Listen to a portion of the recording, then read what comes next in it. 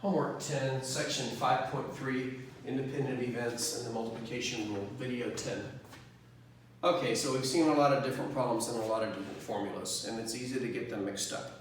So I want to conclude this section by giving you a way to decide or to determine which method to use, which formula to use. Because in most of your probability questions, you're going to see one of the following. Does the probability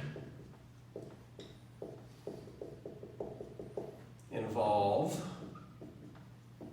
the word and, the word or the phrase at least one?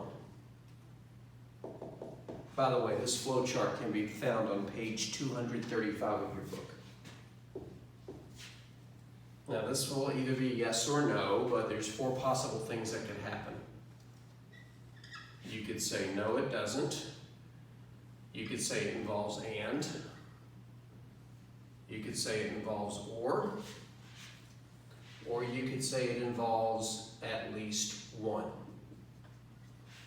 Now, based on what your answer to that question is, you do something next. If the answer is no, it's none of these, then it's just a basic probability. Maybe conditional.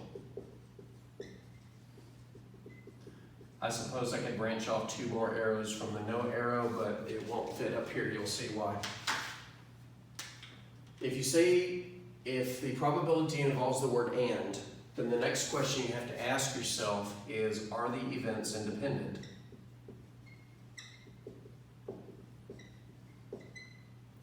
Independent. Meaning, does the probability of one hinge on whether or not the other one has already occurred? This is a yes/no question.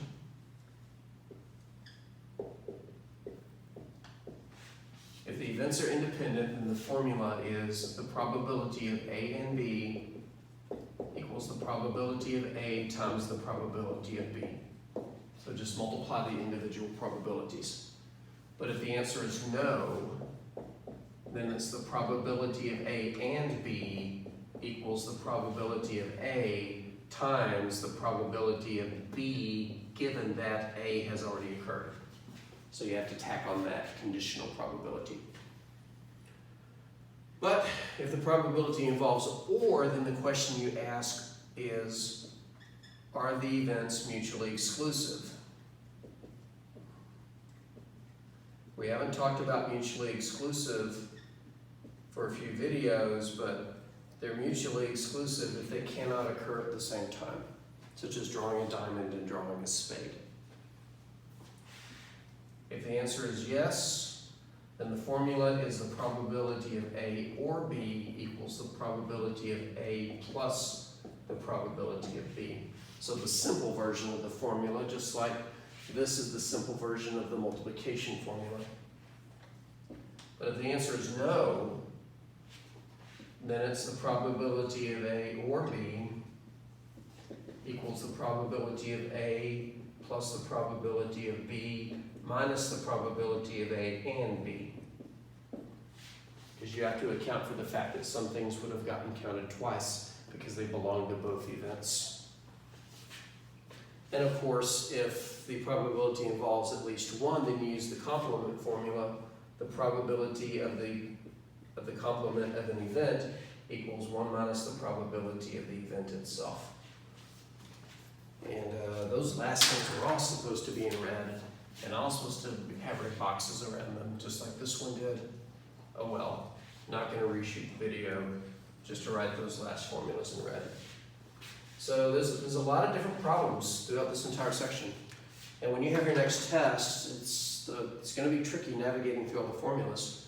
But you'll be given all the formulas. I won't give you the decision tree here, but the names of the formulas will say it for you. This will be the multiplication rule for independent events. This will be the general multiplication rule. This will be the addition rule for mutually exclusive events. This will be the addition rule. And this will be the complement rule. So as long as you can read the titles of the formulas and know what to look for in the problems, you should be okay. This is a tricky section to navigate. I'm expecting people to text me. I'm expecting people to message me. So please Do not hesitate to reach out to me if you have any questions. Good luck. And stay safe.